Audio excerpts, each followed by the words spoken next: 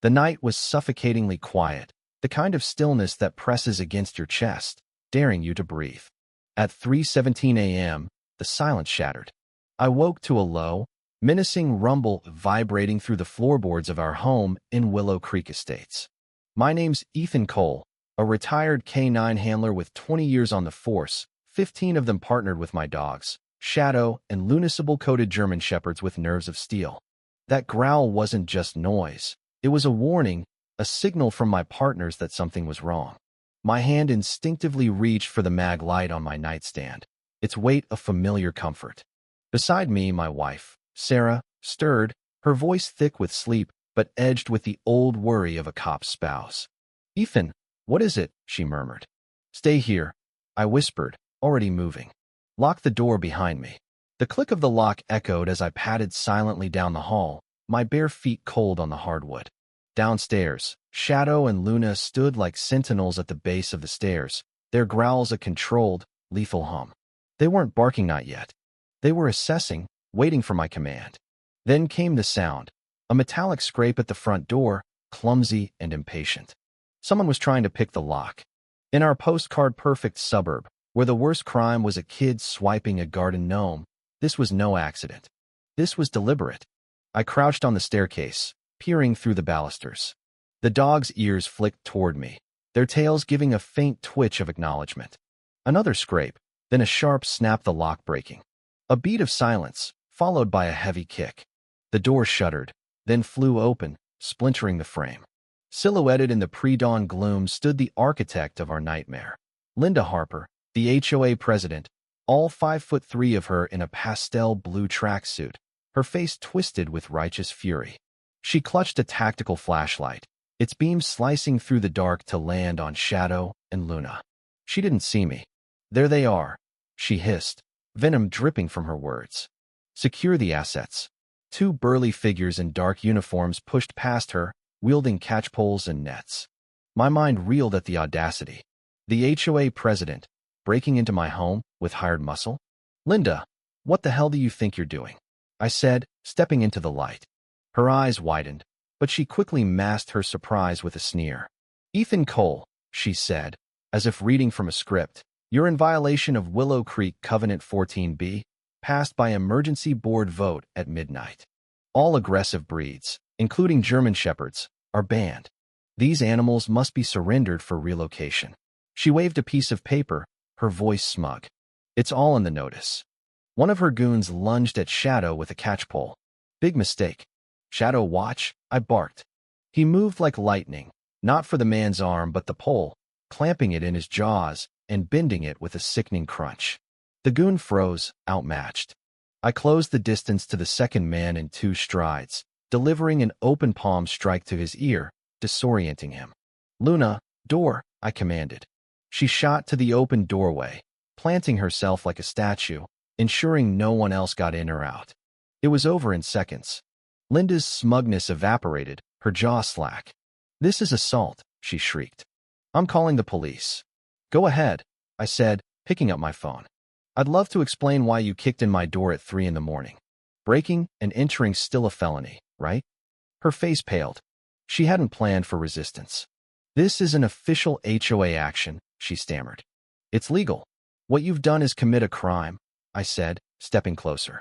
"Leave now, or stay and explain it to the cops." She glared, then gestured to her dazed goons. "Get out," she snapped. They stumbled out, and she turned back, her eyes blazing. "This isn't over, Cole. I'll have those dogs destroyed. I'll ruin you." Then she was gone, leaving my splintered door and her failed raid behind. Willow Creek was supposed to be our haven. After 20 years chasing criminals, Sarah and I craved quiet. The neighborhood delivered manicured lawns, identical mailboxes, a serene lake that barely reached your ankles. Linda Harper had welcomed us with brownies and a laminated rulebook, the picture of suburban charm. She ran the HOA like a benevolent queen, organizing barbecues and parades.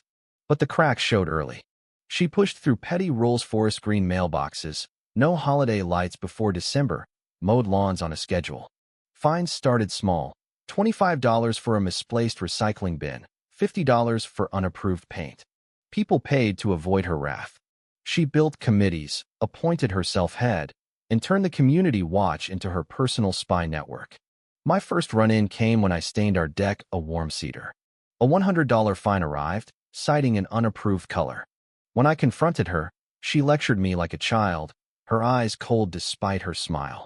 I repainted an HOA-approved beige, but the sour taste lingered. Then her rules got personal. The Wilsons lost their son's basketball hoop. The Carters were fined for a memorial garden. The neighborhood's warmth faded, replaced by suspicion. Linda's whispers turned my dog's beloved by most into monsters.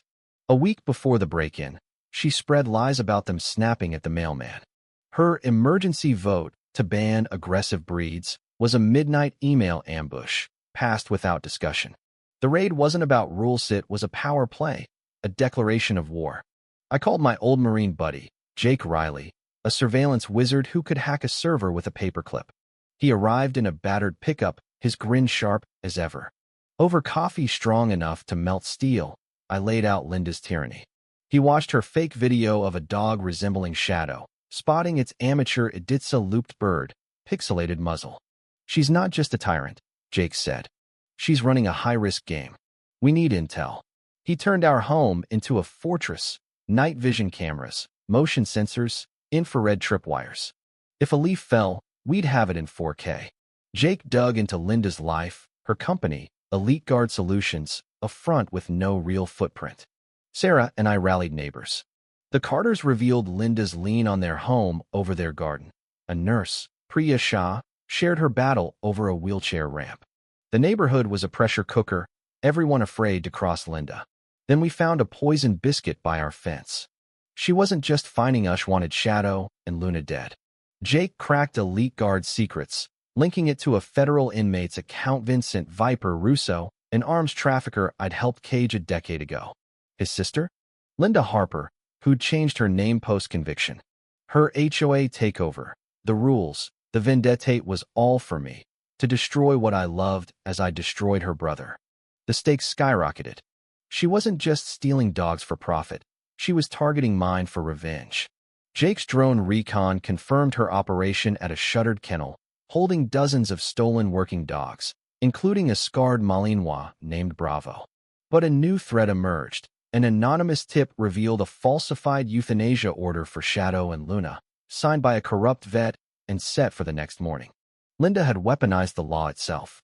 Calling the cops would stop her kennel, but let the kill order proceed. We needed a bolder plan.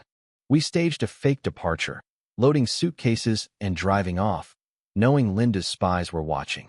I snuck back, hiding with Shadow and Luna under the porch. Jake rigged floodlights and cameras to a live feed, ready to broadcast via the HOA's alert system.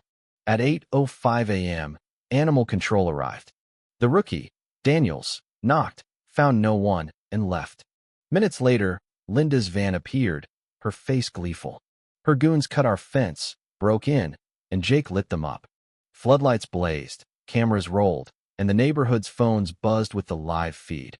Home invasion at Cole residence.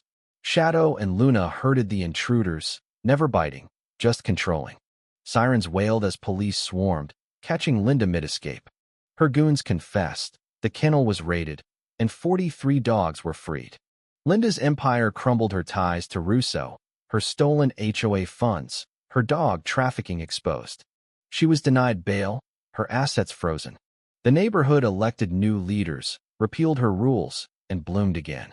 As I sit on my cedar-stained deck with Sarah, Shadow, and Luna, the kids' laughter and distant barks fill the air. We didn't just save our dogs, we gave our community its voice back.